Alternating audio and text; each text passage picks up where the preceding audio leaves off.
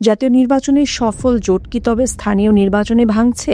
সংসদ নির্বাচনে জামায়াত ও জাতীয় নাগরিক পার্টি এনসিপির কাঁধে কাঁধ মিলিয়ে লড়াইয়ের পর গুঞ্জন ছিল সিটি কর্পোরেশন ও স্থানীয় ভোটেও একসঙ্গে থাকবে দুই দল। কিন্তু সেই গুঞ্জনে পানি ঢেলে এনসিপি জানালো স্থানীয় নির্বাচনে তারা হারবে একক পথে। মঙ্গলবার রাতে রাজধানীর বাংলা মোটরে এনসিপির অস্থায়ী কার্যালয়ে এক সংবাদ সম্মেলনে স্পষ্ট বার্তা দেন দলটির উত্তরাঞ্চলের মুখ্য সংগঠক সার্জিস আলম। জুলাই আন্দোলনের নেতৃত্ব দেওয়া এই তরুণ দলটির পক্ষ থেকে জানান, জাতীয় নির্বাচনে 11 দলীয় জোটে থাকলেও স্থানীয় সরকার নির্বাচনে জামায়াত ও এনসিপি আলাদাভাবে প্রার্থী দেবে। জামায়াত ইতোমধ্যে একক প্রস্তুতির কথা ঘোষণা করায় এনসিপিও হেঁটেছে একই পথে। সার্জিস আলম জানান, আগামী কয়েক সপ্তাহের মধ্যে দেশের প্রতিটি উপজেলা, সিটি কর্পোরেশন ও পৌরসভায় এনসিপির প্রাথমিক প্রার্থী ঘোষণা করা হবে। 12টি সিটি কর্পোরেশন, 495টি উপজেলা ও 330টি পৌরসভায় একক প্রার্থী দেওয়ার লক্ষ্য নিয়ে এগোচ্ছে দলটি। তবে রাজনীতির সমীকরণে শেষ মুহূর্তে জোটবদ্ধ হওয়ার সুযোগ একেবারে উড়িয়ে দেননি তিনি।